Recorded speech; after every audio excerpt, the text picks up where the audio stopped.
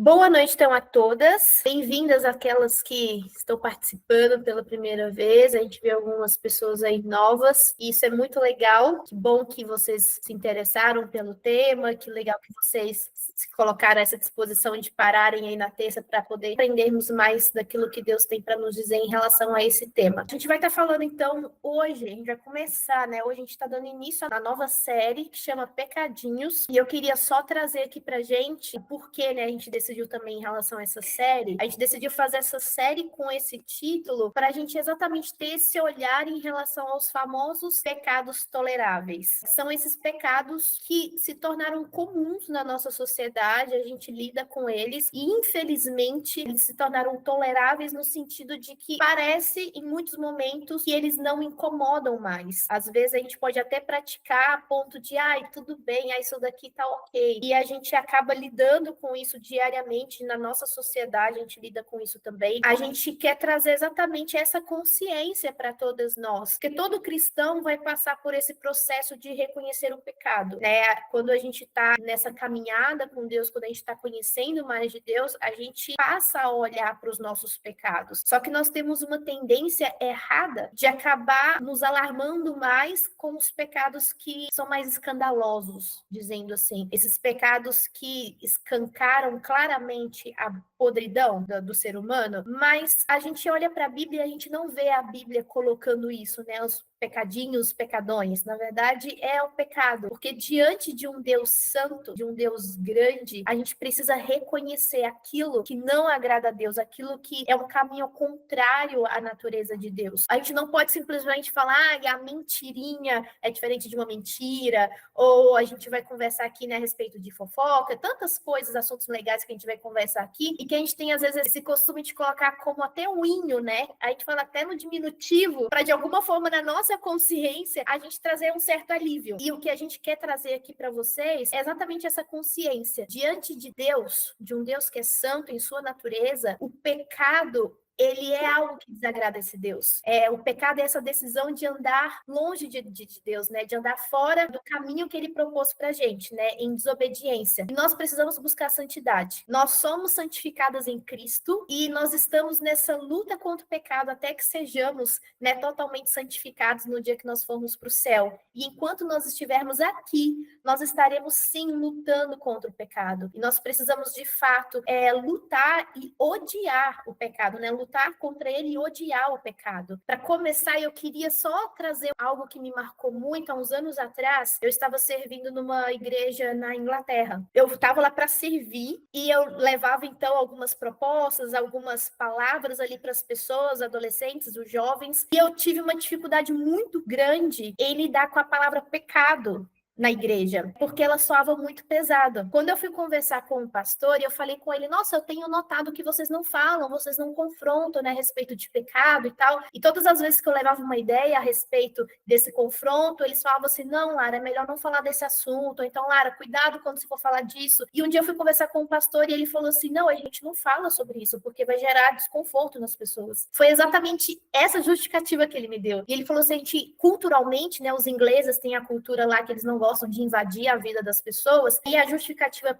que ele trouxe para mim é que confrontar a respeito disso ia gerar nas pessoas esse constrangimento. E eu quero começar, né, com essa fala, porque isso até hoje, né, me marcou. Quando nós estamos falando de pecado, queridas, nós não estamos falando de uma acusação, de recriminar, mas nós estamos falando de um santo constrangimento diante daquele que é santo e puro. E nós precisamos sim falar sobre isso. Nós precisamos enxergar sim como algo que desagrada a Deus. E nós precisamos dar nome ao nosso pecado. É preciso reconhecer qual luta a gente tem travado. A gente precisa reconhecer o que nós temos praticado. Para dessa forma a gente poder olhar para a Bíblia e enxergar, ok, quais são as ferramentas que a Bíblia me dá para eu lutar contra isso daqui. Então é importante a gente identificar também quais têm sido as nossas lutas, quais têm sido as lutas que vocês têm travado no dia a dia em relação a esses temas que a gente vai estar trabalhando aqui. Então é importante a gente dar nome, porque quando a gente fala assim,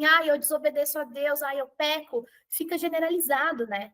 Mas quando você dá nome e você encara a sua luta, fica muito mais fácil para Deus levantar as ferramentas bíblicas para você saber lutar contra isso. Então, a gente quer trazer em nomes algum desses pecados aqui nessas próximas semanas. E a gente vai entender que somente as verdades bíblicas, somente as verdades de Cristo podem, de fato, nos libertar, podem, de fato, nos ensinar a respeito desse caminho de transformação que nós estamos. E para começar, então, eu queria trazer o versículo que está aí, então, direcionando a nossa série, que está lá na carta de 1 João, que diz o seguinte: se afirmamos que estamos sem pecado, enganamo-nos a nós mesmos, e a verdade não está em nós. Porém, olha o que o versículo diz: se confessarmos os nossos pecados, ele é fiel e justo para perdoar os nossos pecados e nos purificar de toda injustiça. Então, que nessas próximas semanas a gente consiga dar nome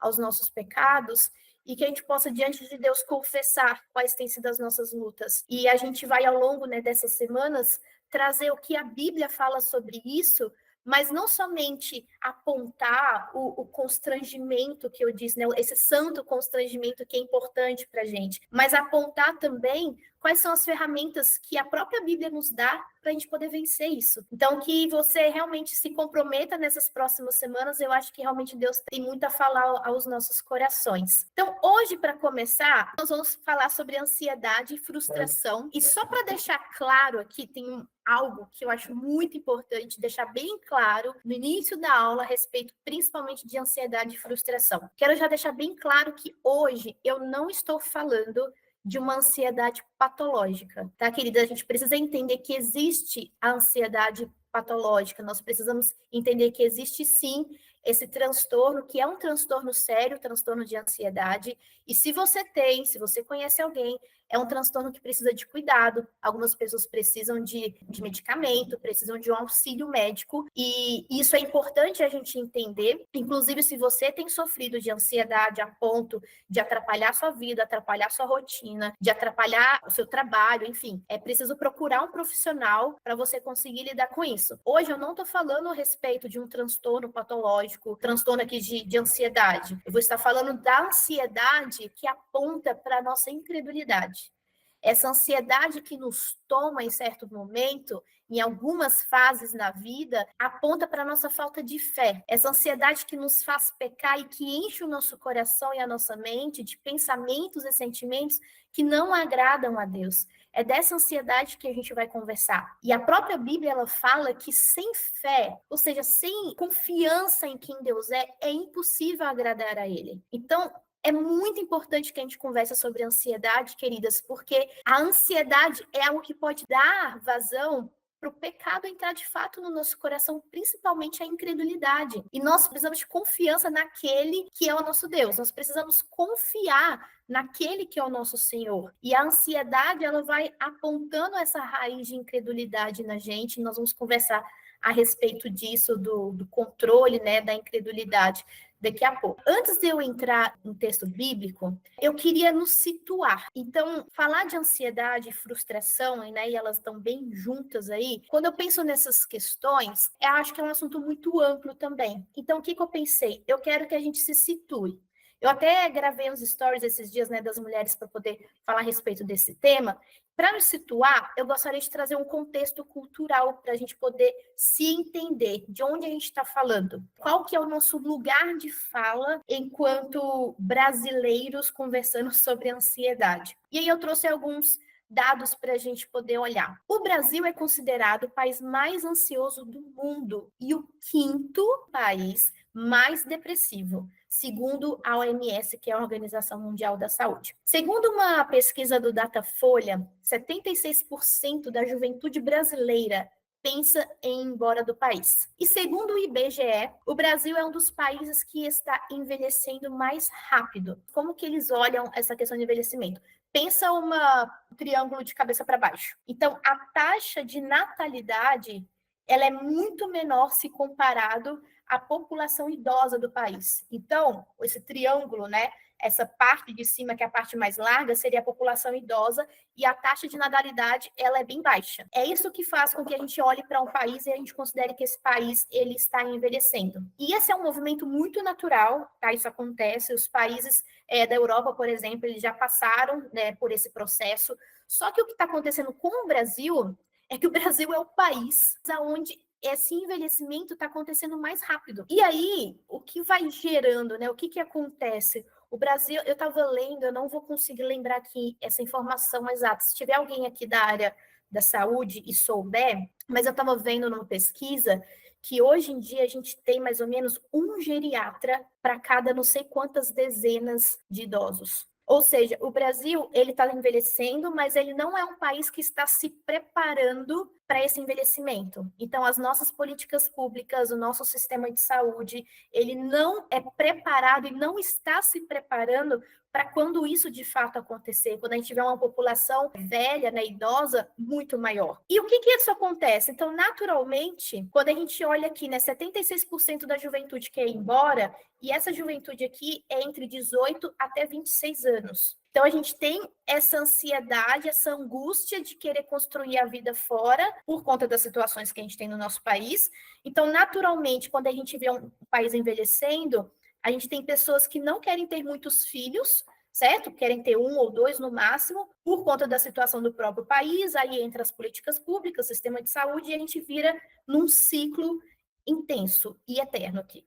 Mas o que acontece? Por que eu estou trazendo isso para a gente? Eu juro que eu não estou trazendo isso para gerar ansiedade em ninguém. Eu estou trazendo esses dados, queridos, essas informações, não é para gerar ansiedade, mas é muito importante a gente saber que nós estamos embutidas nisso tudo aqui. Eu trouxe em dados a nossa realidade, a gente sabendo dela ou não. Isso tudo aqui já faz parte da nossa rotina. Nós convivemos com esses dados e com essas angústias diariamente.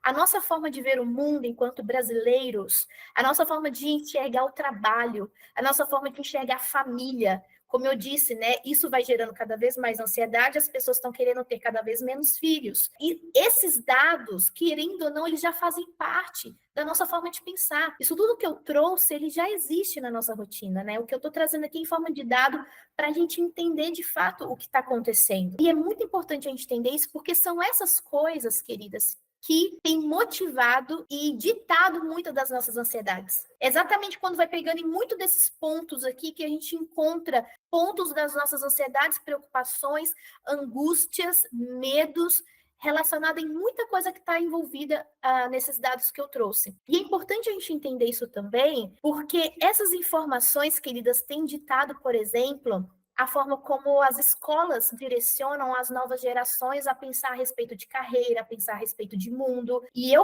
trabalho dentro de uma escola. E eu trabalho dentro de uma escola que pega a criança nos primeiros anos de vida até a fase da faculdade. E eu sei como o trabalho em relação a essa questão de pensar na sua carreira, ter uma boa vida profissional, pensar no seu sustento, como que isso realmente é o que é apresentado e colocado, né? Você precisa estudar para poder entrar numa faculdade boa, você precisa ter um bom diploma e por aí vai. Então, todas essas ansiedades e angústias, elas estão permeando todas as nossas rotinas, os ambientes de trabalho, as escolas, as famílias. Então, é importante que a gente entenda isso. É importante a gente entender que nós fazemos parte desse contexto, e nós estamos nessas estatísticas. Se o Brasil é considerado o país mais ansioso do mundo, a gente está com um grupo de ansiosas aqui, com certeza. Não é uma questão de, mas eu não sou. Não, a gente já está. Nós já fazemos parte. A gente enxergando ou não, né? O país do samba, o país das praias maravilhosas, o país do calor, o país do carnaval, o país da alegria, é o país mais ansioso do mundo. E a gente precisa ter um olhar real para essa realidade. E isso é sério. E a gente precisa realmente voltar. E a minha pergunta para eu começar, então, indo para a Bíblia, é: enquanto cristãs, como que a gente vai lidar com isso? Enquanto filhas de Deus, discípulas de Cristo, como que nós vamos lidar com isso na nossa casa, com os filhos, com os amigos, com os parentes? Como? No nosso lugar de trabalho, nosso local de trabalho, como que a gente vai lidar com essas ansiedades? Então, essa pergunta a gente precisa se fazer, porque a gente já está nesse meio. Nós já fazemos parte dessa estatística. Agora, enquanto cristãos, como que a gente vai se colocar diante de toda essa ansiedade, angústia, medo e dor que está permeada já na nossa população e na nossa cultura? Então, vamos lá. O que a Bíblia, então, nos diz sobre a ansiedade? A gente precisa encontrar uma resposta, então, no meio desse caos de dados e de preocupações e de ansiedades, a gente precisa encontrar uma resposta. Nós iremos para a Bíblia. Então, olha o que a Bíblia nos diz. O primeiro texto, então, que eu quero apresentar está em Mateus, capítulo 6. Jesus está falando isso, ok? E ele diz assim: portanto, não se preocupem dizendo o que vamos comer, ou o que vamos beber, ou o que vamos vestir, pois os pagãos é que correm atrás dessas coisas, mas o Pai Celestial sabe que vocês precisam delas. Busquem, pois, em primeiro lugar o reino de Deus e a sua justiça, e todas essas coisas serão acrescentadas a vocês. Portanto, não se preocupem com o amanhã, pois o amanhã trará suas próprias preocupações. Basta cada dia o seu mal. Queridas, esse versículo, talvez a maioria aqui conheça ele, talvez ele possa ser novo para alguém aqui, mas é uma passagem, esses versículos, né? É uma passagem muito conhecida, porque todo ansioso um dia leu e releu essa passagem. Então, como eu estou entendendo que todas nós aqui somos um bando de ansiosas conversando sobre ansiedade, acredito que a maioria que conheça essa passagem. E eu quero tirar alguns pontos para a gente poder entender nessa noite a respeito do que Jesus está falando. E, gente, Jesus, né? Demais. Olha as perguntas que Jesus coloca na fala dele. O que vamos comer? O que vamos beber? O que vamos vestir? Onde a gente vai morar? Como é que a gente vai se sustentar? Como é que a gente vai conseguir ter dinheiro para poder colocar comida na mesa dos filhos? Como é que a gente vai conseguir bancar a vida que a gente tem? Como é que a gente vai conseguir executar esse sonho, esse plano? A gente queria fazer tal coisa, aí no mês que vem a gente queria fazer isso, aí no ano que vem a gente queria fazer tal outra coisa. E aí a gente vive nesses questionamentos e é exatamente isso que Jesus está colocando. Olha o que Jesus está apresentando para nós. Jesus está apresentando as típicas perguntas que norteiam as nossas ansiedades. E a ansiedade sobre o futuro é um tipo de incredulidade. Nós ficarmos presas nesses questionamentos sobre o futuro é um tipo de incredulidade. É como se nós estivéssemos dizendo assim, tá, Deus, ele só está servindo para agora. Por que Deus vai se preocupar com a minha família? Para que Deus vai se preocupar com o meu financeiro? Por que Deus vai se preocupar com os meus sonhos? É um tipo de incredulidade, queridos, a gente permitir que esse tipo de coisa tome conta do nosso coração a ponto de nos angustiarmos. E hoje, e eu acredito que vocês vão concordar comigo, quem está em rede social, né, vai ver isso claramente. A gente vive uma sociedade da performance hoje em dia. Quem trabalha com marketing aqui, ou quem tem alguma blogueirinha aí, ou se tem alguém que vende o seu produto, né, nas redes sociais, sabe disso também. Hoje em dia a gente vive a sociedade da performance, gente. Em todo lugar a gente vê isso. A gente vive o tempo, a época do melhoramento pessoal. Então, nós temos que estar sempre nos melhorando enquanto pessoas, e a grande corrida, o grande incentivo para isso é para que a todo momento nós sejamos indivíduos mais produtivos. A gente precisa produzir cada vez mais em um tempo menor. Então, é o quanto você consegue fazer, o quanto você consegue entregar em menos tempo. É isso que destaca as pessoas hoje em dia. É o quão produtiva elas são. E isso está gerando em nós um pensamento de, né, como ter mais, como fazer mais. E, naturalmente, a gente dá espaço à ansiedade. É uma forma de pensar, está entrando já na nossa cultura, já está fazendo parte das nossas rotinas, do nosso trabalho, e a gente deu um espaço gigantesco para a ansiedade. Quando a gente permite que os nossos corações sejam seduzidos por esse grande medo do amanhã, se eu vou conseguir fazer ou não, se eu vou conseguir desempenhar esse papel ou não, se eu vou conseguir me destacar nisso ou não, e a gente vai deixando essas perguntas do que vou comer, do que eu vou vestir, aonde eu vou morar, como eu vou dar conta, pronto, tomou o nosso coração. E isso vai gerando angústia, isso vai nos frustrando, porque a gente anda em círculos, e não necessariamente a gente resolve o problema. E uma coisa que eu quero destacar aqui, meninas, é que perceba que Jesus jamais está condenando o fato da gente se atentar para o futuro, ok? Jesus, ele não está condenando isso, não se preocupem com o futuro, não.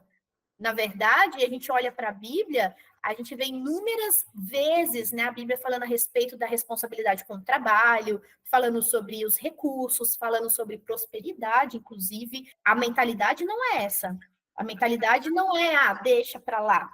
Não é isso. Nós precisamos ser responsáveis, sim, em relação às nossas contas, em relação à nossa moradia, em relação à nossa família. Nós precisamos ser responsáveis. Mas tem uma diferença muito grande quando a gente permite que essas ansiedades nos escravizem e tomem o nosso coração. Jesus está condenando aqui aquela preocupação que toma o nosso coração e que ocupa um lugar de tentativa de controle. Você tentar, na sua força, do seu jeito, no seu pensamento, resolver toda a situação. E aí, olha o que ele fala. Busquem, pois, em primeiro lugar o reino de Deus e a sua justiça. E todas essas coisas serão acrescentadas a vocês. Portanto, não se preocupem com o amanhã, pois o amanhã trará suas próprias preocupações. Basta cada dia o seu próprio mal.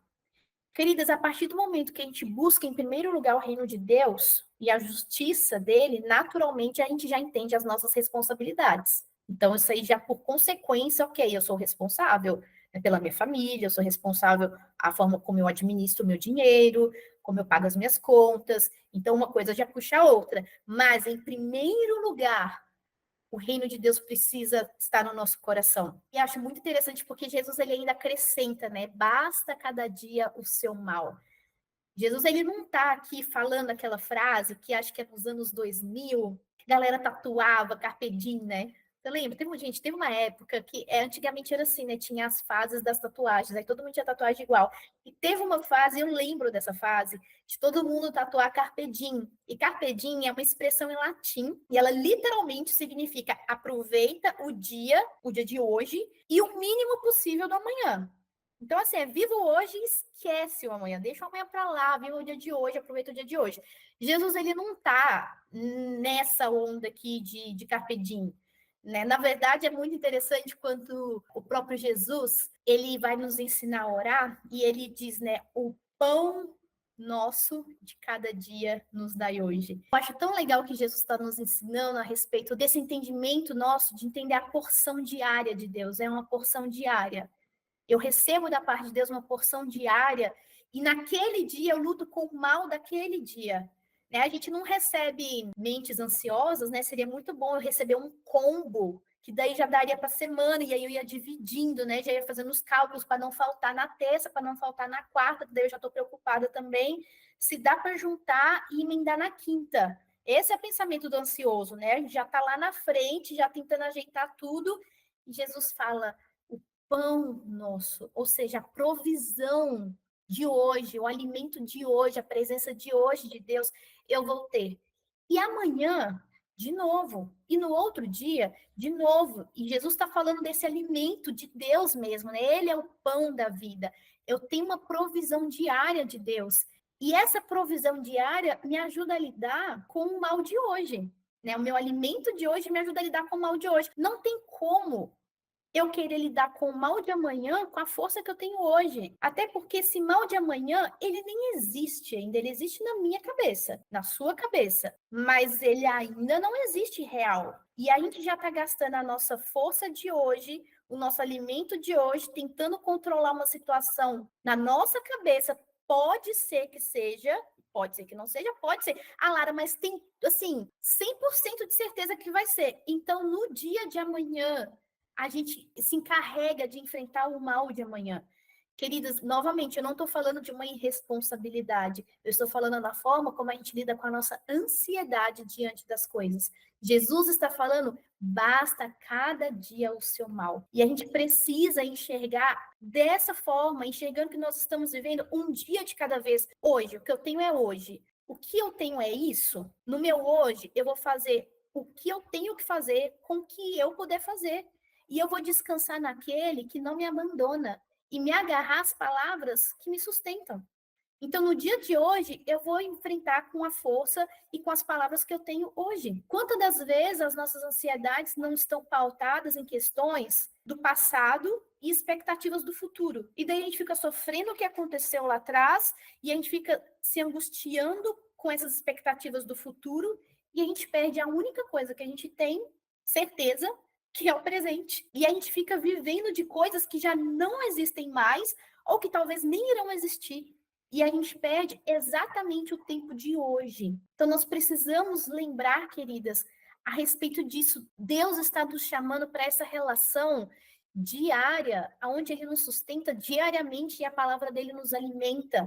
E o Senhor acalma o nosso coração. E aí, eu quero trazer para vocês um outro texto bíblico, que é Salmos, capítulo 1. Inclusive, a gente já falou sobre esse salmo numa outra série. A gente conversou sobre isso. E eu amo esse salmo. Olha o que ele diz. É o primeiro salmo da Bíblia, né? Como é feliz aquele que não segue o conselho dos ímpios, não imita a conduta dos pecadores, nem se assenta na roda dos zombadores. Ao contrário, sua satisfação está na lei do Senhor, e nessa lei medita dia e noite. E esse que encontra satisfação na lei do Senhor e medita dia e noite, ele é como uma árvore plantada à beira de águas correntes, dá fruto no tempo certo e as suas folhas não murcham. Tudo que ele faz prospera. Esse texto aqui, queridas, acrescenta profundamente ao que Jesus está ensinando sobre buscar o reino de Deus em primeiro lugar. Nós precisamos voltar o nosso prazer para a meditação e a obediência à palavra de Deus. A gente precisa deixar que essas verdades, queridas, entrem de fato no nosso coração e nos nossos pensamentos. E os prazeres pela verdade de Deus, eles surgem em nós quando nós voltamos o nosso coração de fato para as Escrituras. Quanto mais a gente lê, quanto mais a gente aprende, mais prazer a gente tem nisso. E quando a gente olha para esse texto, a gente vê esse texto nos apontando a respeito de aonde nós temos colocado o nosso coração. Né? O que a gente tem deixado o nosso coração se alimentar? Você tem alimentado a sua mente, os seus pensamentos com o quê? O que tem alimentado o seu coração de fato? O salmista, ele está propondo algo aqui muito legal, eu acho demais isso. Ele está nos levando a perceber a vida do justo como uma árvore que dá frutos. E quando nós encontramos essa satisfação no Senhor, meditando na sua palavra, nos enchendo dele, nós somos como árvores plantadas. Preste atenção nisso, queridas. Árvores que de fato vão aprofundar as suas raízes e a seu tempo darão fruto. A vida de Deus, né? A vida com Deus, ela se dá exatamente nesse momento em que a gente se propõe a buscar na palavra dele, a nos alimentarmos na palavra dele, e ali a gente encontra satisfação. E o salmista ele está dizendo que nós seremos plantadas à beira de águas correntes. Quando a gente fala de águas correntes, que ambiente que te vem à mente assim rápido? Se eu falar assim, pensa um ambiente de águas correntes. Eu não sei vocês, querida, mas toda vez que eu paro para pensar sobre isso, o que me vem na cabeça é um ambiente propenso a gerar vida. É um ambiente, eu imagino assim, sabe um lugar com águas e plantas e verde? Eu imagino vida ao redor de um lugar onde tem águas correntes. Eu não penso em um lugar de difícil acesso, um lugar árido. Eu não penso um lugar difícil de criar raízes. Mas eu penso em um lugar onde o solo é quem garante o fruto. O solo, a qualidade do solo que vai garantir o fruto que essa árvore vai dar. Então, se nós somos essa árvore plantada à beira dessas águas, quando nós encontramos satisfação no Senhor, o Senhor nos coloca em um ambiente, queridas, propício a gerar vida em nós, um ambiente propício a gerar transformação no nosso coração. E quem faz isso é Ele mesmo. A nossa única função é irmos até a sua palavra e meditarmos nessa palavra e encontrarmos satisfação nessa palavra. E ele nos coloca nesse ambiente onde é propenso a gerar vida. E o resultado da pessoa que aprofunda, que busca sobre Deus em seus caminhos, é encontrar deleite. E as nossas ansiedades, no meio do furacão, no meio do caos, no meio da preocupação, tudo que a gente mais quer. Não é isso? Essa sensação de, deixa eu respirar, sabe, de deleite. E é esse ambiente que Deus proporciona para nós, é esse ambiente que Ele quer proporcionar para cada uma de nós. Quando eu penso nessa questão, ok, a gente entende aonde a gente vai se refugiar, e eu acredito que todos vocês concordam comigo, e a gente entende, eu preciso voltar para Deus. Eu acho que se eu perguntar a todo mundo aqui vai falar assim, não, Lara, eu estou precisando mesmo encontrar esse deleite, eu estou precisando meditar na palavra de Deus. E aí, quando eu penso sobre isso, eu acho que um dos grandes problemas que tem nos impedido de parar e buscar na palavra de Deus, nas orações, no tempo com Deus, direcionamento para a nossa vida, são as distrações. Então, o que eu percebo, queridas, é que a gente sabe o caminho. Eu percebo que nós entendemos que no fundo, o que a gente precisa é voltar para Deus, encher o nosso coração das coisas do Senhor, é colocar o reino dele em primeiro lugar. A gente entende, Lara, eu entendo, eu preciso orar mais, eu preciso ler mais a Bíblia. Mas o que acontece desse ponto aqui, em que a gente entende, para viver esse ponto aqui de sermos essas árvores plantadas, né? Eu acredito que, de fato, queridas, uma das maiores armas que Satanás tem usado mesmo nos dias de hoje, eu creio que são as distrações. Nós somos convencidas de que aquilo que poderia ser visto num outro momento, ou que nós não deveríamos ter assumido como mais um compromisso na nossa agenda lotada, ou como mais uma responsabilidade para a gente dar conta, nós somos convencidos de que aquilo precisa ser visto naquele momento, naquele instante. Não dá para esperar. Eu preciso fazer isso agora. Não, eu preciso dar uma olhada. Não, eu preciso responder. Não, eu preciso parar tudo para poder resolver esse problema que é de fulano, do fulano, mas assim, que eu vou assumir esse problema. Não, agora eu tenho que resolver isso daqui. E aí o que que acontece?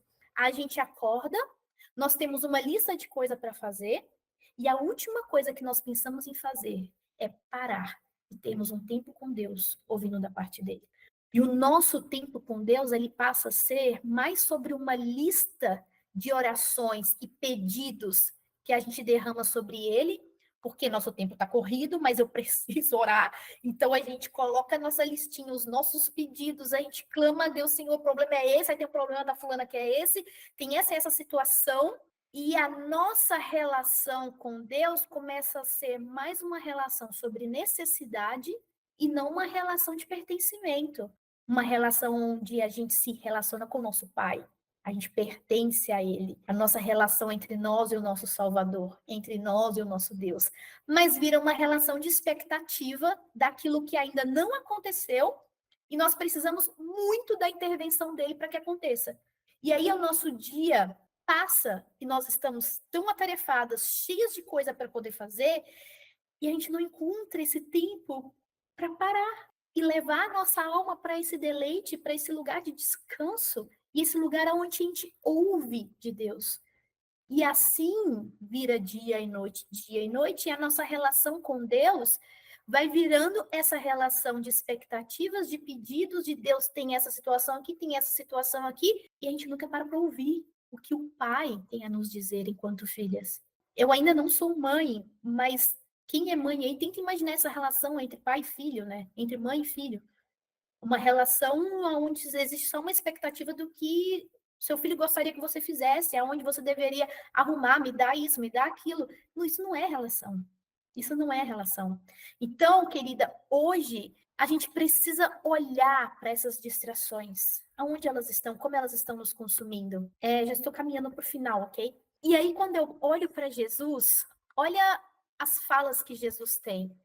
Observe as aves no céu, olhem para os lírios do campo. O reino de Deus é semelhante a um homem que lançou a semente na terra e descansou. Quando a gente olha para Jesus, né, Jesus no começo do seu ministério, ele tinha uma multidão para poder ajudar. Imagina só, Jesus tinha uma multidão para alcançar, e o que ele fez? Ele se assenta com os poucos homens e ele começa a ensinar. Imagina, isso na cabeça do ansioso, nós, como que a gente pensa, preciso pensar numa estratégia aqui de pegar o maior número de pessoas rápido, que essa mensagem chegue no maior número de pessoas. Nós, ansiosos, faríamos isso. O que Jesus fez? Vamos começar com alguns poucos homens, aos 30 anos de idade, ok? Aos 30 anos de idade, ele começa o ministério dele, e esse ministério durou 3 anos. Gente, isso na cabeça de um ansioso é assim, Jesus, o senhor está perdendo tempo. O senhor poderia, produzir mais. Poderia ter ido antes, começado o ministério antes. Ou então poderia ter pego um grupo maior. E a gente precisa pensar que a hiperatividade, ela é diferente da proatividade. Em muitos momentos nós estamos sendo muito mais hiperativos na tentativa de fazer mais coisa, de dar conta de mais coisa, de dar mais resultado, do que proativos. E não adianta nós queremos assumir tudo, queridas, na expectativa de sanar a nossa ansiedade. Porque dessa forma a gente vai dar muito espaço para as distrações aparecerem. E daí a gente não consegue descansar, a gente não consegue parar, e nós precisamos desse momento de desacelerar. A gente precisa alinhar os nossos corações com o coração de Deus. Se você está sentindo isso, assim, nossa, Deus, eu acho que eu estou precisando disso, assim, parar e alinhar o meu coração com o coração de Deus. Pense sobre isso, querida, porque na nossa correria, na nossa hiperatividade, no nosso ativismo, a gente sai fazendo sem saber por que está fazendo. Por que você faz o que você faz? Por que você ocupa sua agenda com esse tanto de coisa? A gente precisa se perguntar isso, queridos, e colocar isso diante de Deus. Senhor, por que eu estou fazendo tudo isso daqui? Olha, minha agenda é essa. Me ajuda. A gente começa a se frustrar porque as coisas não saem como a gente criou a expectativa de que elas sairiam. Nós começamos a nos comparar, porque a gente não consegue dar conta, mas na internet todo mundo dá conta de tudo, não é possível, é só eu. A gente começa a reclamar, a gente começa num processo de ingratidão e de murmuração. Nós precisamos parar. A gente precisa parar, queridos, e contemplar a criação de Deus, contemplar o que Deus tem feito. Se Jesus olhava as aves do céu, se Jesus olhava os lírios do campo, o Senhor, ele contemplava a criação, contemplar daquilo que Deus tem feito, reconhecer o que Deus tem feito. E eu gostaria de compartilhar com vocês algo que eu comecei a fazer esse ano, e eu quero deixar um incentivo. Em dezembro do ano passado, eu falei para Deus que eu ia fazer esse ano diferente. Eu queria ser intencional no meu coração grato. Eu teria um movimento de intencionalidade em relação à gratidão. E aí eu montei o potinho da gratidão. E esse potinho, queridas, eu escrevo aqui coisas, de coisas grandes a coisas menores, mas coisas pelas quais eu sou grata a Deus. Então, às vezes passa a semana ou passa o mês e tem alguma coisa para eu colocar aqui.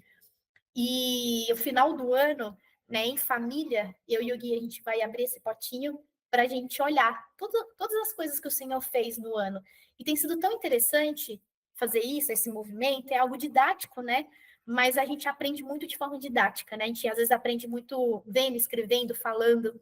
E fazer esse movimento está transformando muito a nossa forma de pensar as coisas. Então, como a gente tem escrito, a gente está lembrando mais das coisas. E a gente tem conversado muito isso aqui em casa. Então, sempre que acontece alguma coisa que não é tão legal, e esse ano aconteceu tantas coisas nesses 4 meses, assim, tem acontecido tantos desafios, a gente tem parado e ao invés de olhar para o que está dando ruim ou está trazendo ansiedade ou angústia, a gente está olhando para os motivos de gratidão.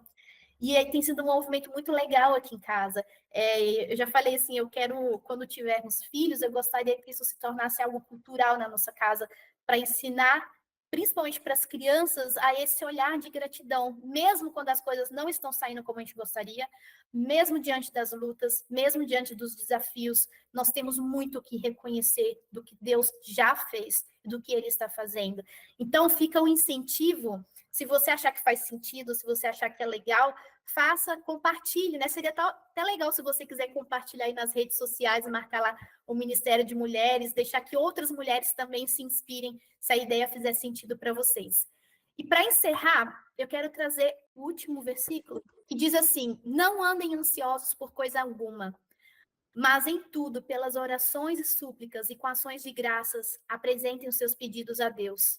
E a paz de Deus, que excede todo entendimento, guardará o coração e a mente de vocês em Cristo Jesus.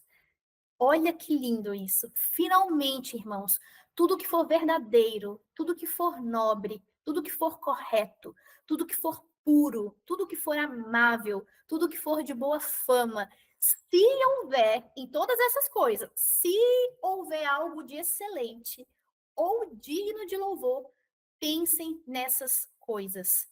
Em muitos momentos, queridas, nós precisamos exatamente pensar a respeito disso.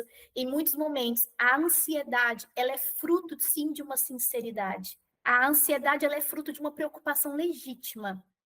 Não falta sinceridade na nossa ansiedade. mas nós precisamos colocar as coisas no lugar delas e assumir aquilo que cabe a nós. Em muitos momentos, a gente vai até Deus para ele saciar as nossas expectativas. Em muitos momentos nós gastamos mais tempo não ouvindo o que Deus tem a nos dizer, mas sim apresentando a ele as nossas queixas e preocupações. E nesses momentos, a melhor coisa que Deus pode fazer na nossa vida é destruir todos os castelos que nós construímos com as nossas expectativas, os castelos que nós construímos com as nossas medidas, com os nossos ideais, e nos ensinar de fato como devemos refazer. E aí, as nossas orações, elas carregam essas ações de graça. A gente começa a reconhecer de fato o que Deus tem feito. Não foi a gente quem fez, não foi a gente quem construiu. A gente reconhece o que Deus fez, não só por nós também, a gente começa a reconhecer o que Deus tem feito no outro, porque a nossa mentalidade vai mudando. Por isso, as nossas orações, elas precisam ter todo esse conjunto aqui, né, de ações de graças, de súplicas, e nós precisamos, queridas, disciplinar o nosso coração à gratidão. Eu deixo realmente esse incentivo aí para vocês fazerem a caixinha da gratidão. Nós precisamos ensinar o nosso coração a ter esse olhar. E agora sim, para encerrar, eu deixo esse último versículo para a gente. Jesus, ele disse, venham a mim todos que estão cansados e sobrecarregados, e eu lhes darei descanso. Tomem sobre vocês o meu jugo e aprendam de mim, pois sou manso e humilde de coração, e vocês encontrarão descanso para as suas almas, pois o meu jugo é suave e meu fardo é leve. Queridas, Jesus nos deixa uma palavra linda. Ele diz que nele nós podemos encontrar descanso. Ele nos convida a trocarmos de fardo com ele, a lançarmos nossas sobrecargas, aquilo que nós não estamos dando conta, aquilo que de fato começa a atrapalhar a gente de viver a nossa vida, de caminhar, que a gente possa lançar sobre ele. E eu quero realmente te incentivar a colocar em oração tudo isso que você precisa lançar sobre ele. Lara, mas eu não sei como falar. Escreva. Escreve uma carta para Deus, Senhor. Estou escrevendo essa carta aqui de tudo que eu estou lançando para o Senhor. Eu estou lançando. Faça esse movimento. Faça esse movimento de abrir mão. Né? Aquilo que tem roubado a sua paz. O que tem roubado a sua paz, a sua pureza? O que tem trazido angústia, frustração, reclamação, comparação? Lança sobre o Senhor. Coloque diante dele e olha o que ele fala. Olha o que Jesus fala, né? Aprenda de mim. Olha o movimento que a gente precisa fazer. Nós precisamos ir até ele. Nós precisamos colocar essas coisas diante dele, queridas. E olha o que ele fala: aprendam de mim, pois sou manso e humilde. Esse é o movimento que nós precisamos fazer, queridas. É nos assentarmos. Nós lançamos, nós colocamos diante dele, mas nós nos assentamos diante dele para ouvir e aprender dele. Ouça o que a mansidão dele tem para te ensinar. Ouça o que a humildade de Jesus tem para te ensinar. Como Maria, que se aceitou aos pés de Jesus e ele disse a ela foi dada a boa parte. Ela escolheu a boa parte. E essa parte nunca será tirada. Querida, que nós possamos fazer esse movimento mesmo nas nossas angústias, nas nossas ansiedades, que nós sejamos intencionais em buscar ao Senhor e como Maria, que a gente se assente para ouvir e aprender daquele que é manso e humilde e que quer cuidar do nosso coração. Quero te convidar a fechar os olhos, nós vamos orar. Pai, eu quero te agradecer, Deus. Te agradecer por esse tempo, te agradecer porque a sua palavra ela é viva. Ela é viva, Deus. E a sua palavra produz vida em nós.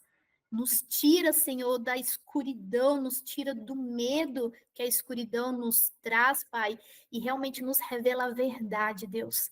E a verdade é que o Senhor está conosco em toda e qualquer situação. E o Senhor é Deus de todas as áreas da nossa vida, Pai.